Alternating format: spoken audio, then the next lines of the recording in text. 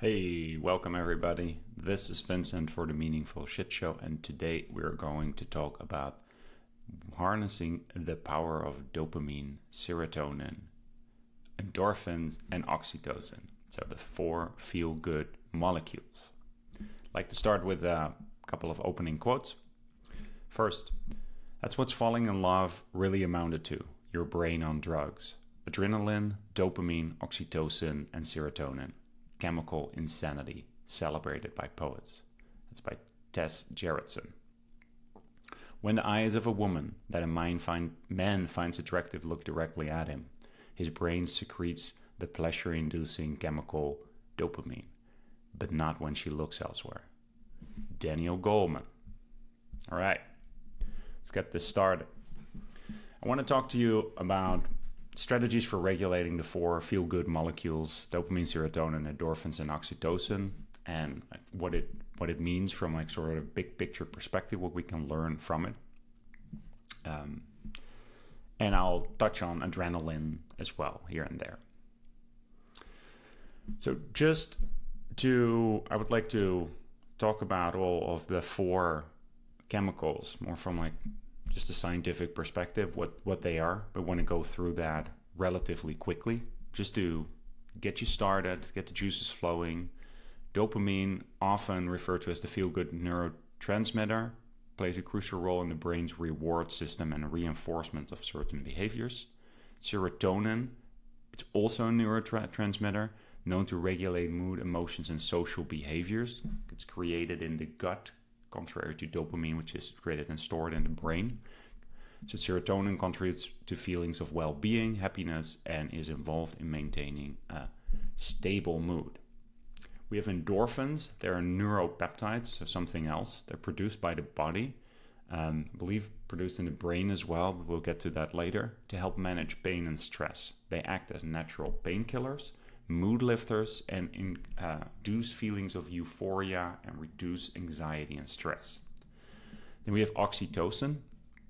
I've read the most contradicting research about that. I've actually gone through a bunch of scientific papers on this. So classically, oxytocin is referred to as the love hormone, the bonding hormone, and it plays a significant role in social bonding. I have all kinds of experiments with mice and rat and voles where they manipulate the levels of oxytocin and see how they react to that. And it plays a role in emotional connections and trust as well. It's released during activities like hugging, touching, and intimate interactions. Hence, they also call it the hugging hormone. So they all work in very complex ways. So whatever I'm going to tell you is an oversimplification. It has to be, because whatever these chemicals do is not like limited to exactly our moods and the topics that we're talking about. So it's not our emotions, it's overall mood. It regulates organs as well, your digestion, etc., etc. But they are essential. Those are the ones that are essential for maintaining emotional well-being and a balanced mental state. So it behooves us to know about them and adjust tactics based on that, so that we make sure that we fill up on that we take care of these different levels of, because it informs us what makes us happy. Which is also the reason that we're talking about it, right? I've been talking about on topics that help you make decisions to make you happy, and in a way, these are all decisions or decisions you can make to make yourself more happier without doing that much specific stuff. This is more abstract stuff. This is more taking care of your body as science currently understands how these molecules work. It's not all about that. It's not that we're just like driven by these feel-good hormones and we just have to top them off, because then we can just like shoot up with drugs and that would be it. And those obviously have downsides, but we can be informed by them.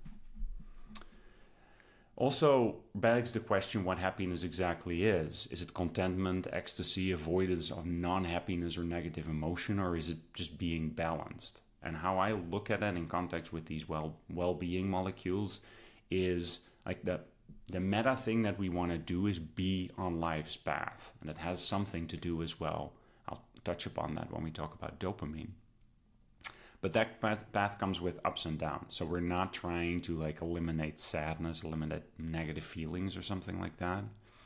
In fact, like doing like your life's path can actually come in, at least initially, with more downs, because that might refer to every episode I talk about what could be the backlash from your environment. So the moment that you start prioritizing your life purpose, doing things that your peers, your people around you don't necessarily expect, that does mean that you can get pushback and that your life becomes harder. That's why all these motivational speakers are always talking about, like, listen to yourself, don't listen to other people. They're going to, keep you stuck in how you are and not how you want to be. So if you recall a moment in life that was challenging, you had a challenging emotion, and if you imagine that instead of dealing with these stuff in emotion, you just take a pill that makes you feel happy, and that would cause you to not deal with that. So that's also not what I'm suggesting. It sounds like a heroin addiction to me. In the short term, escapism works, right? In the short term, if you're just sad or someone broke up with you, you can like go drink, snort, gamble, fuck, go on the ego's wild roller coaster ride. Sure, that works. But what we're trying to go for is not the short term. We want to be cognizant of the medium and the long term. And a lot of things that happen when you're walking your life's path, they give you more of a low-grade glow versus like that bright flash of like going to a party or something like that. Not to hate on going to parties, that's part of life too. But you're not going to get much forward momentum out of that by and large, right? I mean, it could be good for networking. I also want to underline that different people that might be listening or watching this might be in different stages of their life. There's different optimal decisions for an individual person, and that is partially informed by the chapter of life that they're in. It can be advantageous to chase shiny things when you're in your 20s, maybe even 30s, because it tells you something about what is for you. If you chase that shiny thing and not even think about like why it's shiny, and if it's your society that tells it's shiny or whatever, it informs you. It can teach you more about what you like in the end. Like, even if you get it, like, how does it affect your life happiness? If you get that, car or driver's license or a girlfriend or a boyfriend, or how does that move the needle, right? Or piece of technology, new phone, new TV, right?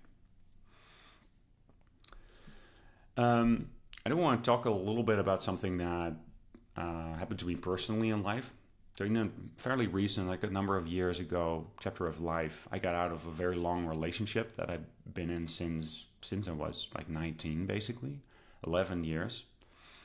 So throughout all my 20s, I was in a relationship, and I didn't get to experience like the adventurousness and sexually adventurousness and promiscuity that a lot of people experience in their 20s. Not all the people experience in their 20s. I'm not necessarily saying that that's a good thing.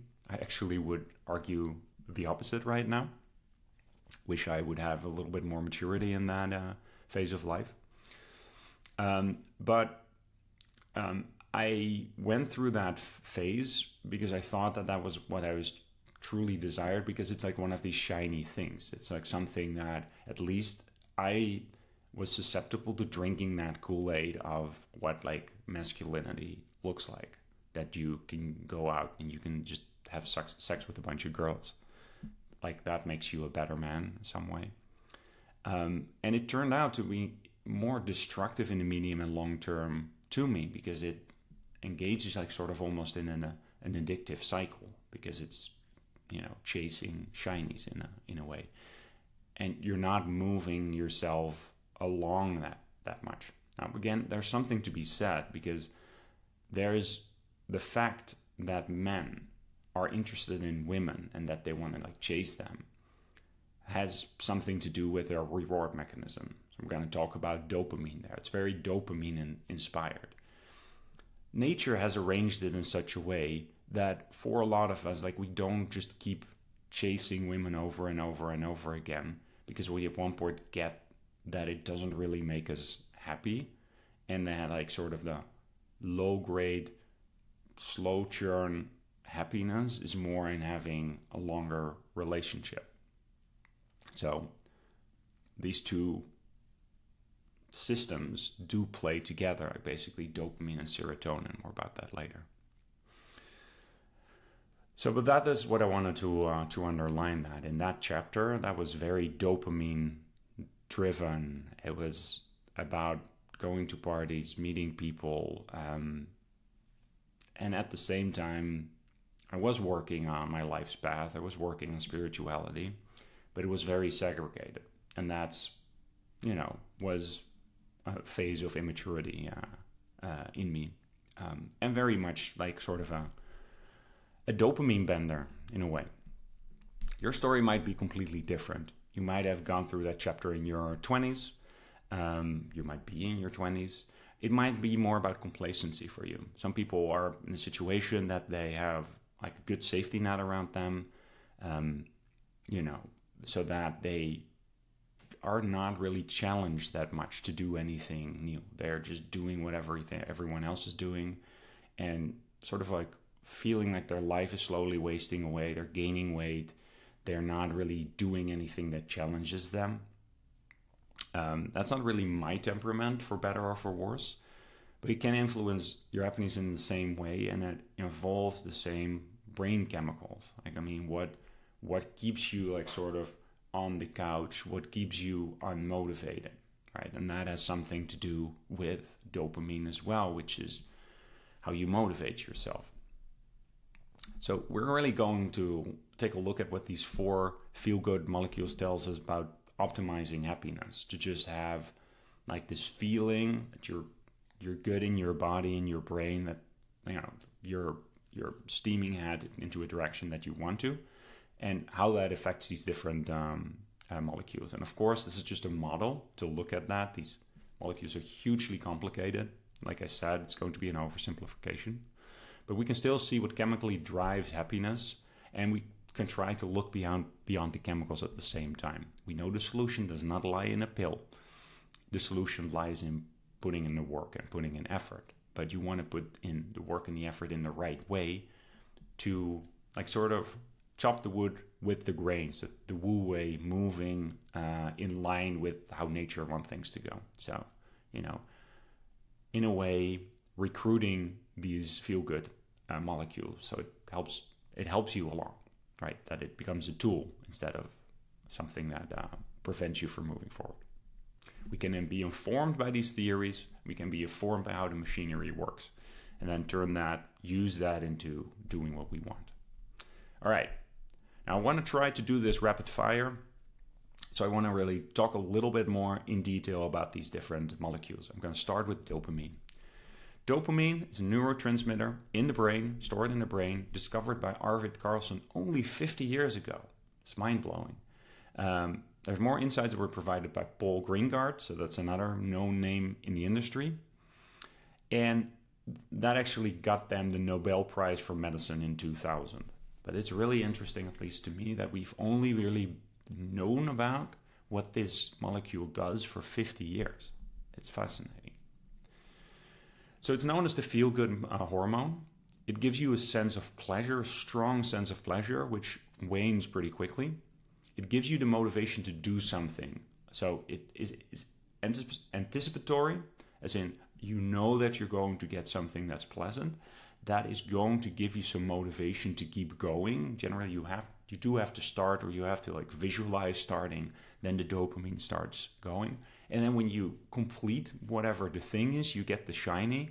You also get rewarded with like a huge surge of dopamine, which you've already guessed is gone 10 seconds later, or maybe a little bit, but it's fleeting. So it's part of your reward system, and that system is designed to reward you when you're doing things you need to survive. Eat, drink, compete to survive, compete to reproduce. If you think about it, it makes sense, because all of these things really, if you think about it, are a huge pain in the neck. It's much easier to just lie on your ass and don't do anything. So it's kind of interesting to realize that nature needed a strong reward system to motivate you to get off from your ass and actually do something. And the fact that that system exists, that means that you can harness it.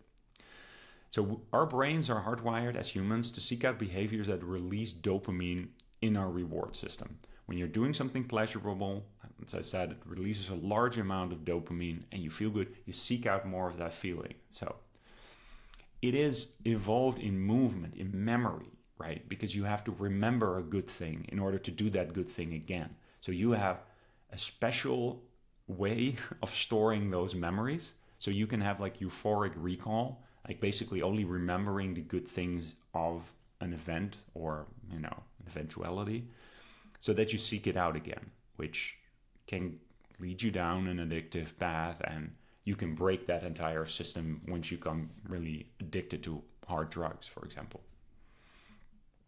Pleasurable reward and motivation has something. There's the Coolidge effect as well, where males get more dopamine if they're mating with new females. So it tells us a lot about our sexual attraction as well. I spoke the quote that I started the episode with about if you're locking eyes with an attractive, it was from the male to the female, but it works the other way around, that dopamine is flowing. And in the Coolidge effect, we see that males get more dopamine if the new female is introduced, and that's an interesting factoid about our sexuality as well, which is something to be aware of and harness as well. It's also interesting that the other way around, it doesn't really work that much. That leads into these age-old discussions about that men are motivated to go out there in the world and spread their seed, where women more try to find like a strong male that will take care of their offspring. And these things are a little bit at odds at each other.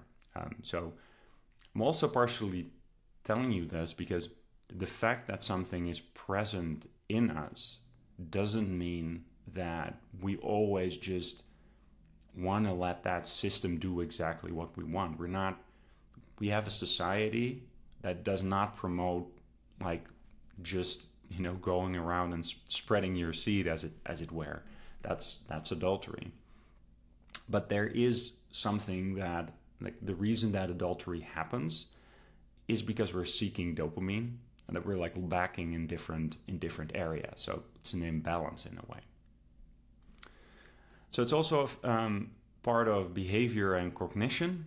Like, it allows you, if you want to figure something out, like dopamine is released, so you actually put in the mental effort to like figure something out. It can be like even like your homework at school. That can, when you finally figure it out, when you get the right answer, you get rewarded with dopamine. For work as well, if you finish that report. It drives attention, and actually you get dopamine if people pay attention to you. Regulates sleep and arousal, mood, learning, and lactation as well. For women, it decreases lactation. It also plays a small role in your fight or flight system that we talked about last episode. It's not something that you can clearly measure. So it's not that you can get like some kind of like over-the-counter test where you spit in a tube and it tells you your dopamine level. It's hard to measure. You can't even get a blood test that clearly states that. So we have to look more for its effects and that we can directly see, what the levels of your dopamine is.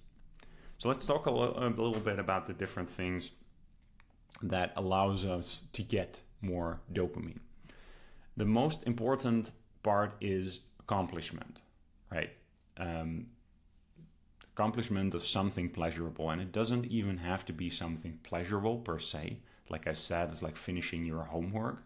That's not necessarily pleasurable by itself, but by making it a goal and focusing your achievement on that, you do get a release of dopamine. So it just doesn't have to be shiny. And in fact, there is something problematic, just chasing down things that are pleasurable, that will get you stuck in a hedonistic loop. Also, reframing challenges, right?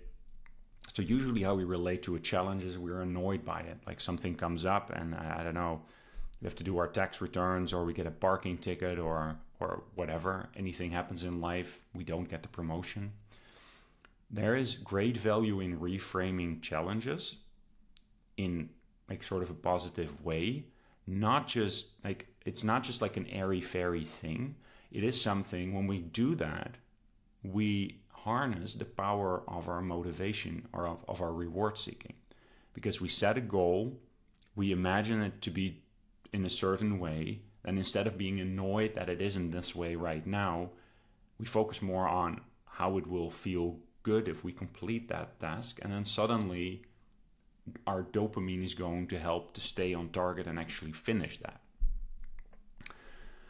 There's also all kind of low-grade activities that make you feel happy or relaxed that also releases dopamine. It's thought to increase dopamine levels, such as exercise, meditation, yoga, massage, playing with a pet, walking in nature, or reading a book. Right? Just pleasurable, relaxing activity. There's also like the nutrition part of it, which I don't think for a ton of people makes that much of a difference, but it is still important to realize that in order to feel in a certain way, your body has to be able to create dopamine. So in that case, if you eat a diet that's high in magnesium and tyrosine rich foods, those are the building blocks for dopamine, right? I don't think in a ton of situations, if you just pay good attention to your nutrition, that like your gap is going to be like you don't have the building blocks, but it's still good to know where it's in. Foods that are known to increase dopamine include chicken, almonds, apples, avocados, bananas, beets, chocolate. Chocolate also increases serotonin, more about that later. Leafy green vegetables, green tea, lima beans, oatmeal, oranges, peas, sesame and pumpkin seeds, tomatoes, turmeric, watermelon, and wheat germ. I eat oatmeal on the daily, so that's probably good. So how does it feel if you have the right amount of dopamine? You're happy, you're motivated, you're alert, you're focused. How does it feel if you have low dopamine, tired, unmotivated, unhappy? Memory loss, mood swings, sleep problems, concentration problems, and a low interest in sex. How does it feel if you have a high dopamine level, euphoric, energized, high sex drive, which there is a risk of adultery then, like in that state. That's more associated with a high dopamine level. Jealousy, erratic behavior, poor impulse control, basically, trouble sleeping, and being aggressive. So, more insight about dopamine later, but I want to keep going. It's not as rapid fire as I hoped. Next up, endorphins. More straightforward. So they are created in your pituitary gland and hypothalamus, both in the brain, and they're released when your body feels pain or stress. Your body releases endorphins to help you survive, to override the pain. So it actually releases endorphins to block the nerve cells that receive the pain signal, so that then turns it down, essentially turns off your pain.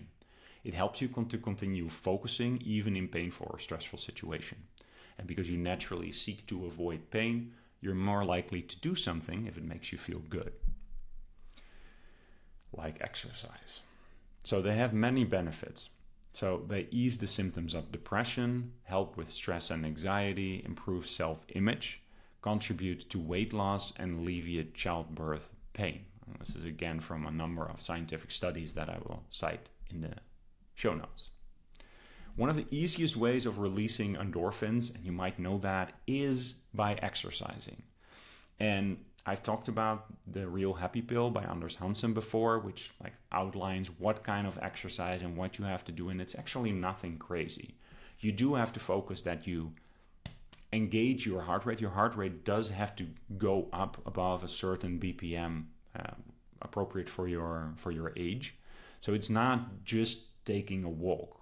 It is the exercise that actually does make you break a sweat that releases the endorphins, because you can imagine that just a low-grade walk doesn't really stress your body. The moment that you're sprinting or something like that, that is a stressor for your body, which is why that drives the release of all these endorphins. For example, like a runner's high that people feel after or during a good run, but you don't have to feel the runner's high. There's other forms of exercise that make you release endorphins, because lots of people don't like running. Power walking is included. Get your heart rate up high enough, but it is included. Swimming, dancing, hiking, all of these help. You can increase your body endorphins by engaging in various activities. I mean, exercise I already mentioned. So it's a moderately intense pace, right? It seems to be best for releasing endorphins. Supposedly as well, a good scientific study, to which I don't know that much about acupuncture, but acupuncture, like just, putting fine needles into the skin at specific points, probably related to the fact that that actually hurts and then you get some endorphins for that, but supposedly that's one of those. Meditation, breathing deeply, focusing on calming your brain and mind, that eases pain as well. So just mindfulness by itself. Sex. So the endorphins give us the blissful feeling that many of us get after sex. It's just like a painkiller. And there's many more hormones that are released when you're having sex. And I don't know if that's familiar to some of you, but what I've noticed is, like, sometimes when I'm like sick, I am more interested in having sex because of those pain killing effects. It's not the best reason to want to have sex. There's painkillers for that, but it's good to remember. Let's see.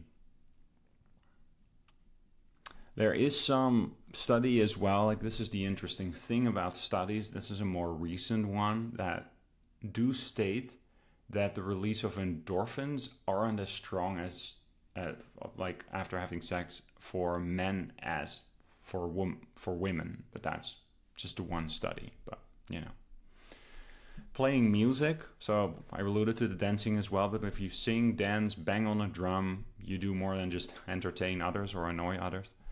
You also release a rush of endorphins, and that might increase your tolerance to pain. Eating chocolate or spicy foods, so that's, we've seen chocolate for dopamine, we've seen chocolate for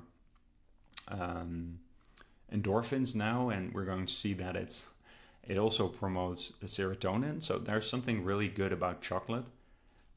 The more like high percentage cocoa as possible, right? Like 80% like dark chocolate, or 90 or something like that.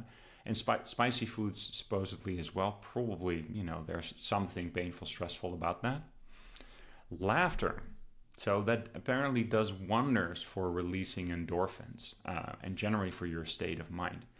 Laughter also alters levels of serotonin and dopamine. Didn't really talk about it in context of dopamine as much, but that is definitely one as well. Ultraviolet light.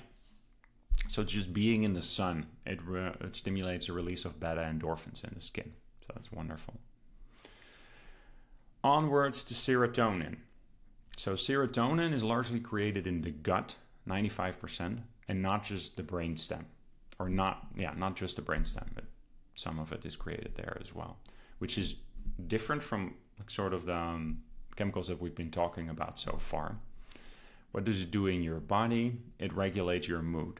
It's often called your natural feel-good chemical, just like dopamine, so that's confusing. When it's at normal levels, you feel focused, emotionally stable, happier, calmer, and low levels of serotonin are associated with depression. And many medicines or medications that treat anxiety, depression, or other mood disorders target ways to increase the serotonin in your brain, like SSRI, so it's a serotonin like sort of uptake something. I forget what it actually stands for, but I believe that SSRIs prevent the reuptake of serotonin so that it just like stays in your system more. Digestion. Most of your body's serotonin is in your GI tract, where it helps control your bowel movements and plays a role in protecting your gut. So your gut can increase serotonin release to speed digestion to rid your body of irritating food or toxic products when you eat spicy food. Serotonin also plays a part in reducing your appetite while eating. Nausea. So actually, your brain perceives nausea if serotonin is released into your gut faster than it can be digested. So many drugs that are used to reduce the feeling of nausea target the serotonin receptors in your brain so that you don't experience nausea. Sleep, together with dopamine, plays a role in the quality of your sleep, how well and how long you sleep. Your brain also needs serotonin to make melatonin, and that's the hormone that regulates your sleep-wake cycle. You can take that as a supplement, by the way.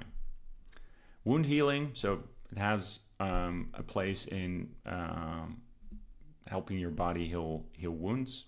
And just like dopamine, it regulates your desire for sex as well. So different than just chasing the reward of sex, it does play a role as well. It has a role as well as feeling fatigue.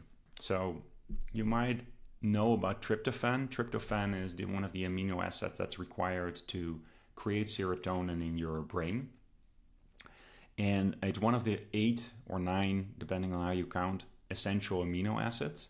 So I know that from like the supplement world, like if in your pre-workout and post-workout, oftentimes you see that it doesn't have tryptophan, but it does have valine, which is closely related.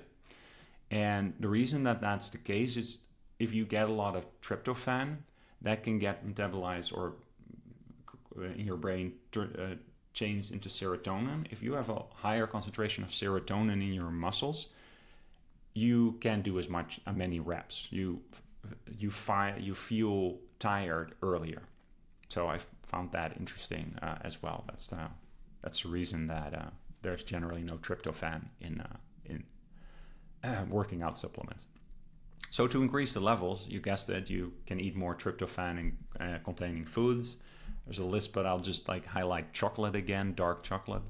Getting more sunlight. So again, sunlight, very, very important. Just don't feel good. Like eat a piece of chocolate, go outside. That's just gonna be good for you, especially if you then do like some moderate exercise, even if you go for a power walk. Meditation and mindfulness, there it is again. So we see that popping up in all these different, for all these different chemicals. Again, this is not just woo-woo. There's nowadays there's good studies on mindfulness. There's the whole MBSR, mindful-based stress reduction. I actually did that class on masterclass by John Kabat-Zinn, I believe his name. Like he's the OG MBSR guy. So there's good solid evidence for that it's not just woo-woo as we thought it was like 20 years ago, just something that like blew over from the east. But no, there's good evidence for it. Finally, getting more exercise and lowering your stress level. Oxytocin. So we're at number 4 now. So oxytocin, I actually, by reading all these different papers, I've found out a bunch of information. So my takeaway is that it's just primarily used in labor and childbirth to stimulate contractions and aid lactation. So it feels like that chemical, again, it's synthesized in your brain, released by your brain. That's like sort of the clearest like physical observable thing that happens. And then there's like when a woman goes into childbirth, there's actually a positive feedback loop of oxytocin that helps you to get through the entire thing, which is of course very stressful and painful. And supposedly it helps your bonding as well, like child-infant, parent-infant bonding. But there's newer evidence that like sort of counterindicates that as well. They did exercise where they bred, I believe, voles that do not have the receptors for oxytocin. They had a hard time lactating, but they bonded with their young just fine. They like licked them, which there's like all kinds of very interesting evidence that for rat pups, young rats, if their mother like licks them, that means that they will grow up to be like much more stable individuals. So it's just the equivalent of cuddling for rats, and it creates more social rats. And of course, there's a human equivalent of that as well. So, but there's other studies that say that, well, actually oxytocin doesn't really do that much. So there's different things at work. That's always the wonderful thing of trying to do studies at that. You know, it's hard to measure these things, and there's so many other things that are happening as well. So, but still, like, common wisdom is still that it plays an important role in human behavior, social interactions, sexual arousal, again, recognition, trust, romantic attachment, and parent-infant bonding. So something like MDMA, the drug, boosts these oxytocin levels, I believe, which is the reason that you suddenly feel so connected to everyone in the room, even if they're strangers, right? So that is a measurable effect. Like I said, for women, childbirth and lactation is affected by oxytocin quite a bit. And for men, apparently ejaculation, which was also interesting. So the feeling of being close and connected actually apparently promotes orgasm in men. Just like we saw in the last episode, that being in the fight or flight system promotes ejaculation in men. I find it interesting whenever I read about these things, how many of these things are have stuff to do with our reproductive system. It makes me respect it, how like well wired it is through everything. It makes me like sort of realize that all the machinery that's behind it to make us interested in doing that in the first place, because it's such a pain in the neck to actually deal with. So I got a chuckle out of that. It's rare to have too little or too much oxytocin, so it's apparently pretty much self-stabilizes pretty well. Increasing oxytocin through, say, physical touch, so think massage, cuddling, also making love, as in having sex, hugging, and playing with animals and having eye contact with animals supposedly also makes us feel connected. So oxytocin surges.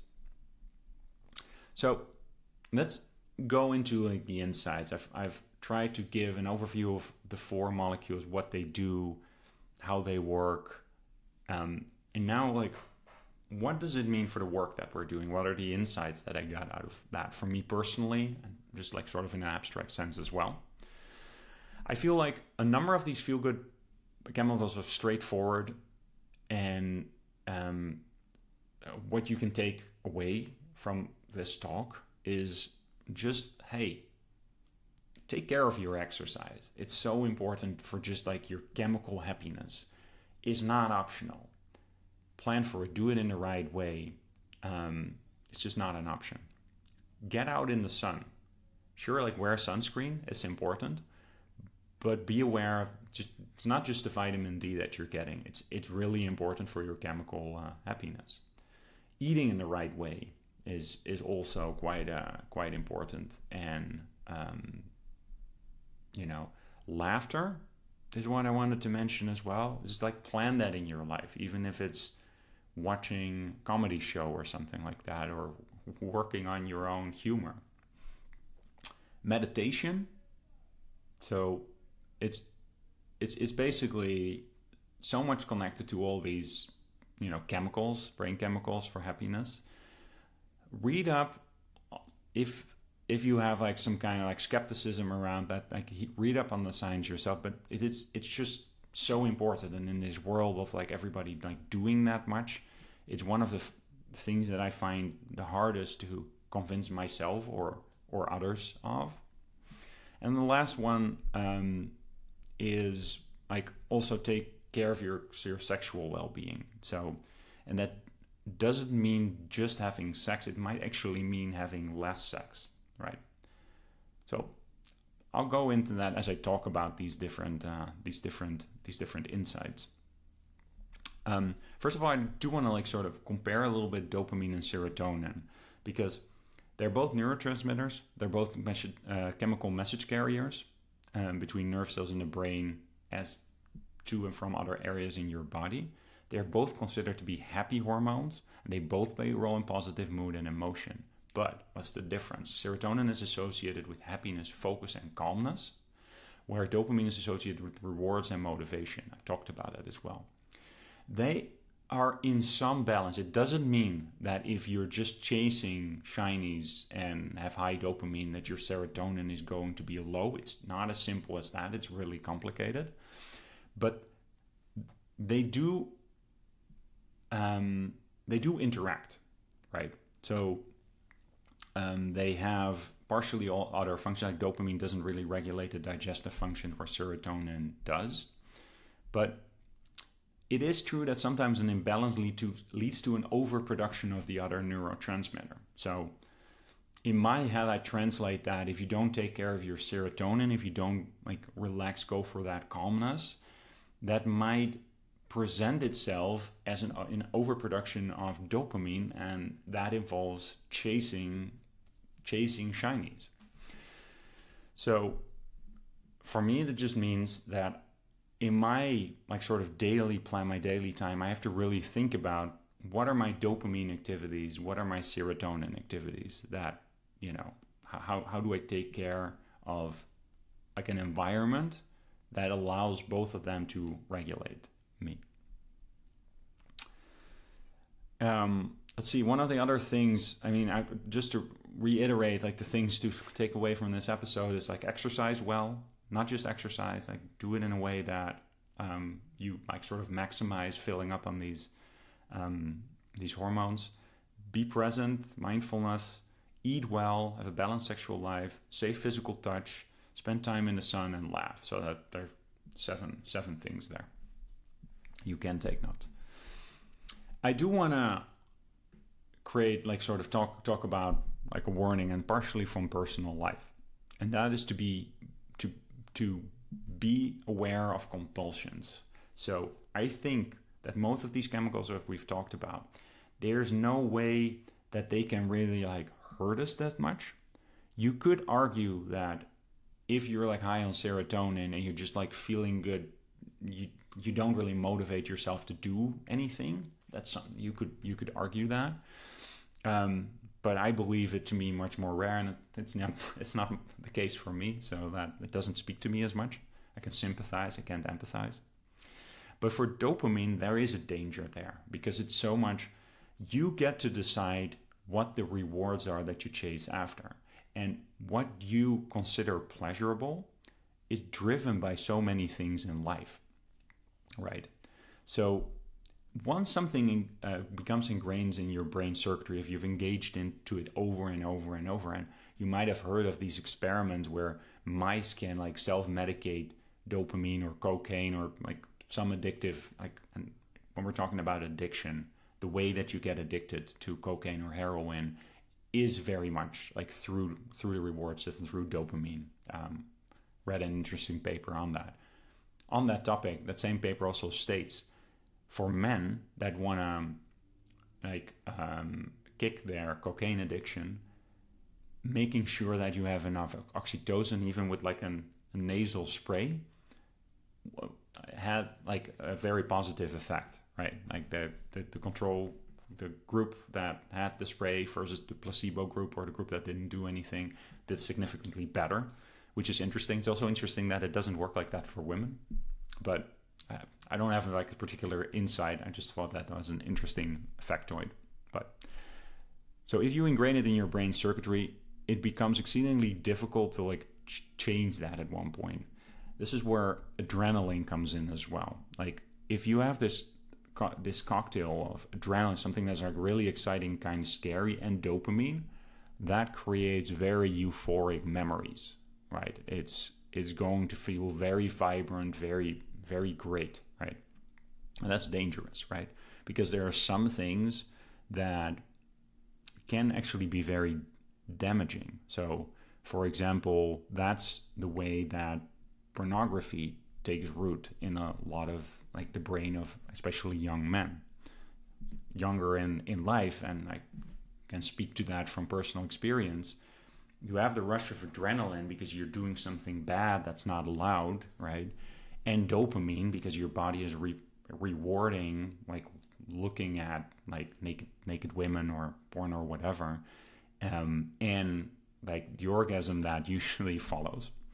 But that creates like a dopamine cycle that, because you're getting that from that one source, it's not just going to be dopamine. It's just also there's a bunch of endorphins and oxytocin that's released. But you don't really have someone that you're really bonding to in that moment. You have the model that you're looking at, but they're not real. So it creates all kinds of like problems. And if you do that like through a repeated exposure, that creates an inability to function in different areas of life. And if we're talking about cocaine, heroin addiction, that's very clear, right? It's obvious. That's the reason that people caution you that much to be really, really careful with drugs like that. Makes sense. But that can be for like natural things as having sex as well, if you do it in like sort of in a compulsive way, in a chasing shiny ways, chasing more women. And pornography is especially like sort of problematic from that perspective because it's really about that Coolidge effect, right? Because you're exposing yourself to like different women every day, and that sets up that cycle of reward seeking. You're seeking the next thing, the next thing, the next thing. Before you know it, you can't really engage that well with actual people in your life, right? Like all your fantasy sexual energy goes to like these, hypothetical women that never say no to you. So you can see what the problem there is. This is also true, what I would say, from like playing video games in a way, because it gives you a reward that in real life would be harder to get. Now, generally, good video games give you like these dopamine hits early on to like get you hooked, and then the games become harder, right? But it still like engages your reward system in the same way. See, I also wanted to mention like euphoric recall again. So that is the concept of a memory being much more vibrant and positive than it actually was because there was so much dopamine involved. So it changes like sort of the color of our memory, even if something really bad happened afterwards.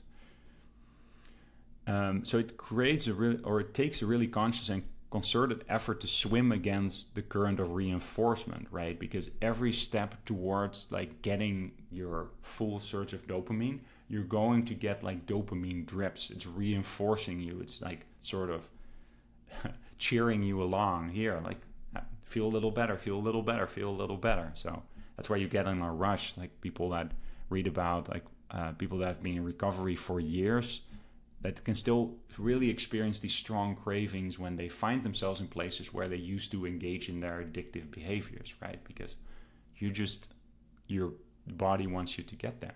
And this is an interesting thing, because if you haven't formed those memories, if you've only done like a thing once, you've experimented with the drug once, and you're just like, okay, well, that's what's like, this is not the healthiest for me, it can fade away to the background.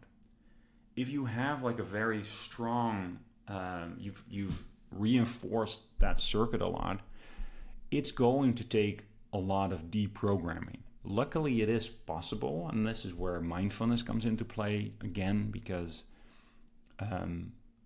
being mindful promotes brain plasticity, so that promotes certain neural pathways from getting less priority and less priority. So the great news is that years of concentrated effort to like undo these euphoric memories does have an effect, but it does take like, it can take a decade. Like if you've had a strong addictive behavior cycle, especially if substances are involved, but it can be sex addiction just as much, which usually comes with substance addiction as well. But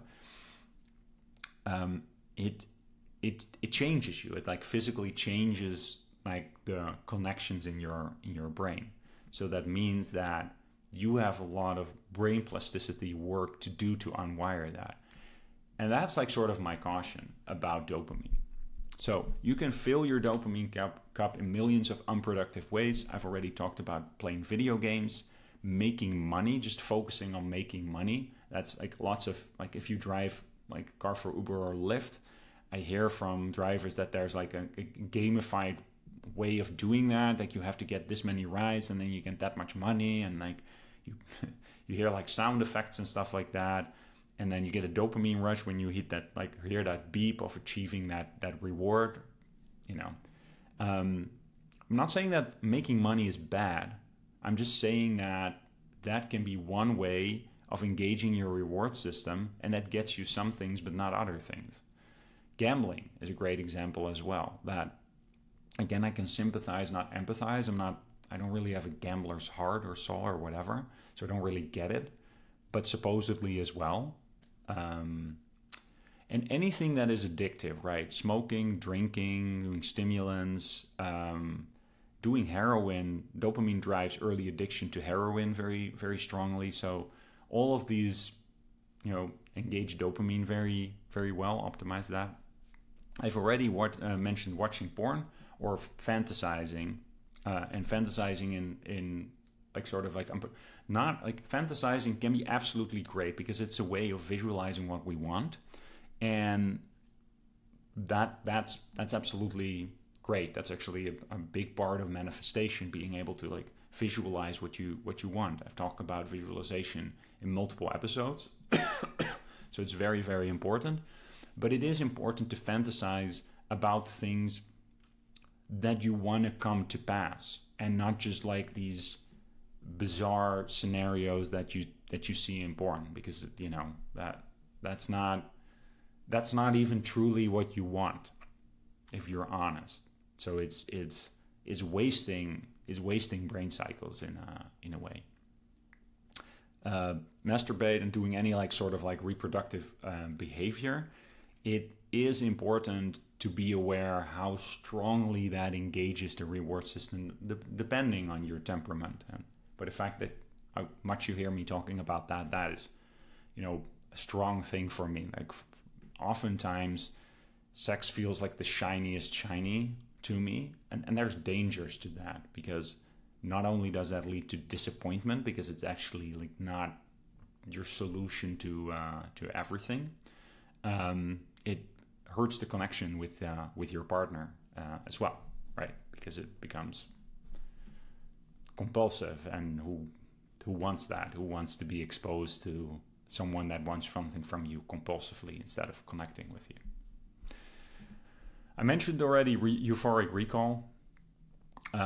So that's dopamine plays an important part in that. So you're just like thinking about a memory of like something that good that happened gets the dopamine flowing.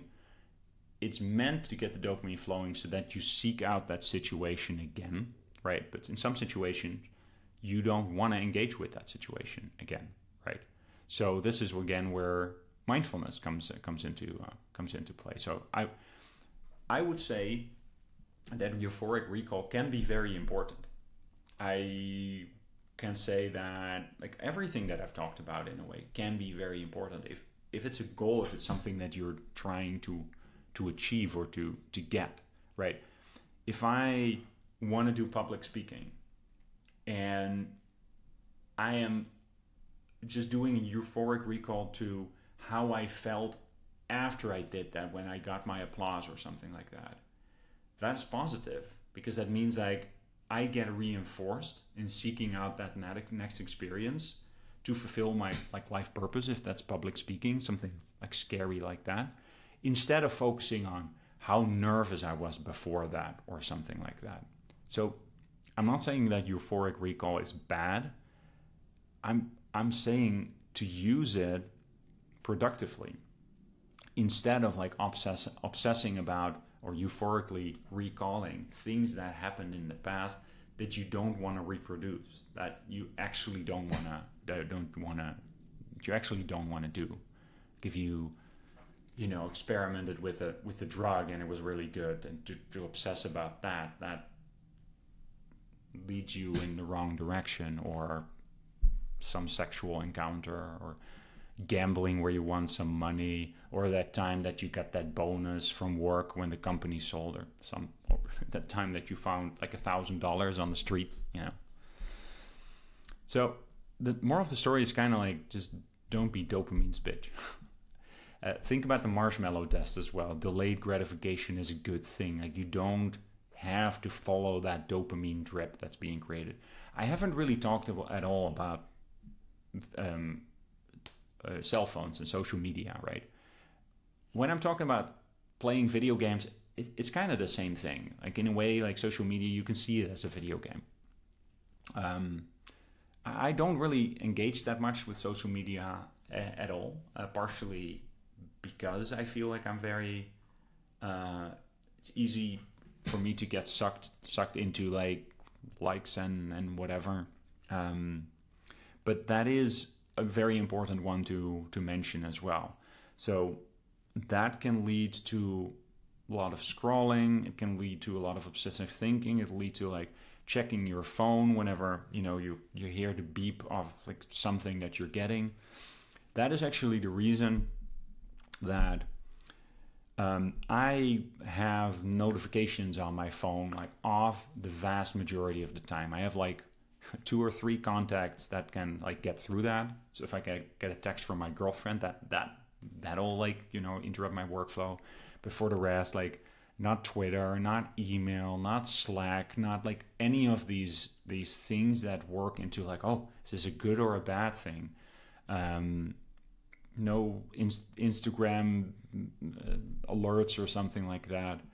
And that has to do with the dopamine side. That just means that my phone, it's still a dopamine hit for me to check it. But then at least there's not just like that dopamine that diverts your attention, that reinforces you to engage with your phone. At least I don't have that just all the time, that you hear your phone vibrating or something like that. Has downsides because I sometimes miss important things. But you can imagine how important, like, for example, like when recording an episode like that, it's obvious that I don't want to like have my phone buzzing or a notification on my laptop, right? Because then I'm just going to be, okay, what's that? Right? It's going to take you out of your flow. The moral story is here is, I'm talking most about dopamine, but to get your dopamine from setting goals that are in line with your values. Playing video games can be in line with your values.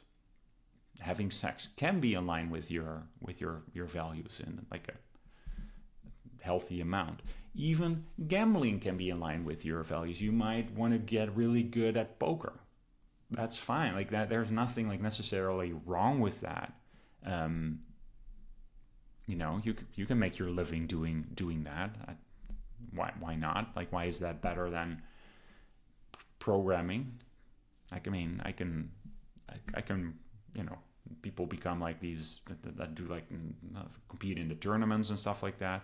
So nothing of this is like really, really wrong, right? Video games, you can be wanting to make a living in the game industry, and then it's just really important for you to know your games, and maybe you're designing games, so you play it from that perspective. But that depends on what you want to achieve in life. So the key here is to look at what you're doing on a daily basis, where you're getting your dopamine from, because the way that I relate to it is you are going to get your dopamine from something. Like, the reward system is something that doesn't really fully go dormant. I do think that over the years, like, you can imagine that like a guru or something like that, if you think of like Sadhguru, for example, and partially that's a projection and I don't know how he actually is, but you can imagine that a person like that with a high development isn't as easily swayed by rewards anymore, right? That's how they can refrain from like eating like sweet and salty food, and it's part of being mature, right? And some of it get it, like that's the marshmallow test again. Some of us get that early in life and it just like comes with it, and some of it has actually have to do a lot of work for it. So it's all about like making sure that you plan ahead. And it can be really hard. As per usual, there's like backlash from your surroundings usually because there's a sort of like a gravity well. And if everyone around you in your family or friends group or something like that all engages with like, I don't know, social media or does drugs or drinks or like whatever the thing is, it's going to be really hard for you to not do that, and you might actually have to cut people out. You might also not know your values yet, right? So you might not know what thing you want to engage with on a daily basis so you can get somewhere. It can be especially true in your 20s and 30s, and that's where my episode about values is about, right? It's important to uncover these things, to discover them, to build your values in a way. So I want to reiterate, like, it's how do you use that dopamine, and how do you get dopamine and how you use that? Again, I want to underline the accomplishment, achieving goals. But you set the goals. So that is where visualization comes into play as well. And that is where smart ways of planning come into play as well. So, and actually while recording this or while like preparing this, I came to an insight myself. It's like I manage tasks in two different ways. I either have like a reminders list, like getting things done style, contextual things, right? Or I put things in a calendar. And over time, I've started using like the task list less, like because a calendar, you look at it all the time. So it always reminds me if I have to do something, I can put that in my calendar and then do it. What David Allen, I believe his name is, of getting things done, what he recommends is actually not doing that in that way. Because if you plan it from 10 to 11 and then you do it from 2 to 3, like why was it on your calendar? And you just keep moving the thing and then you move it to the next day, and that doesn't really engage. It doesn't really give you confidence that well. I still like doing that way because I just look at my calendar more than I look at my reminders list. But what I realized is that one of the things where it does make a lot of sense to do more things with my task list again is that creates that reward system. I definitely feel the reward of checking off an item. To the level that I sometimes add something to my to-do list so that I can check it off, right? And it's really silly, but that's just about getting a dopamine hit. But it's a dopamine hit for doing something that you want to get done in life. So set up ways that you do not only know your goals very well, even if they're abstract, but that you also have the micro steps in there, right? So you have small things that you do every day that you can then check off. And I'm going to think about that for myself actually in relation to my life goal. So I might change some things around because like I said, I'm very calendar driven, but it's beside the point. Reframing challenges is also very important. This was really like an eye opener for me. Because reframing challenges into goals where you get like dopamine things from that, it just harnesses your reward system, and that becomes very, very positive and powerful. So those are the two that I wanted to like re-highlight, right? Let's see, a couple of things about oxytocin as well, but that's partially because there's so much new research on oxytocin. And so what do I want to mention about that is partially that oxytocin is released, so partially as well, like this is from a study called How Relevant is the Systematic Oxytocin Concentration for Human Sexual Behavior, a systematic review. One of the things that I found really interesting is they showcase as well the downsides of like what oxytocin is supposed to do when it comes to sexual behavior is to create bonding. they highlight what the downsides are of like self-stimulation, how that then works, and where that bonding goes towards. So that was an interesting thing. But how you can also modulate it in the right way. So generally, you can, in sexual behavior, you can do two things. You can engage in fantasy, or you can engage with actually what's happening right in front of you, right? And in a lot of situations, especially if you're self-stimulating, masturbating, you're in fantasy land, right? I mean, it doesn't necessarily have to be the case, but like that's oftentimes.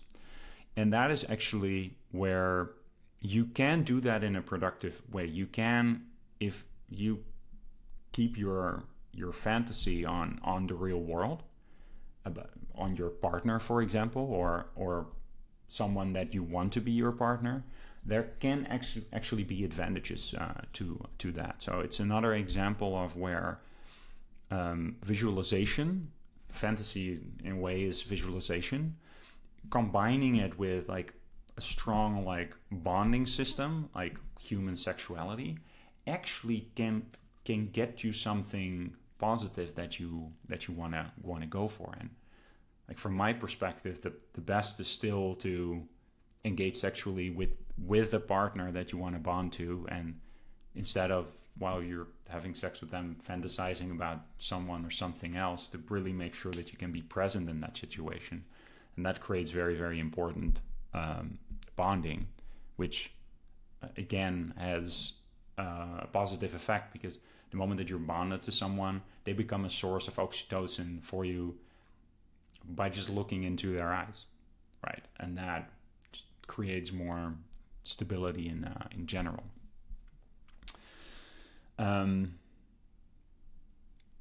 think I mentioned already that the oxytocin is not unlike the drug ecstasy, which triggers the release of serotonin, dopamine, and oxytocin in the brain and heightens users' feeling of trust and intimacy, even among complete strangers. So that's from the history of oxytocin. So I found that like interesting. I hadn't thought about trust and intimacy that much as a feeling. So that for me would change as well as how I engage with some of these things. I'm wanting to try to like have more safe physical touch, for example, because that does release oxytocin, and especially if you focus on bonding to that person, so that doesn't just have to be like a sexual thing.